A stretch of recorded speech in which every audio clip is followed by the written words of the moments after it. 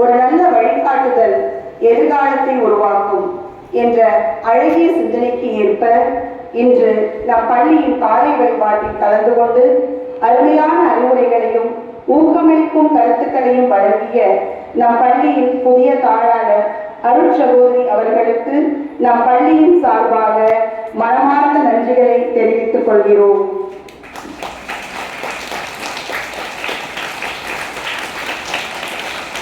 தங்களின் வருகை எங்களுக்கு மகிழ்ச்சியையும், தங்களின் வார்த்தைகள் எங்களுக்கு ஊக்கத்தையும், தங்களின் அன்பு எங்களுக்கு நம்பிக்கையையும் அளித்துள்ளது.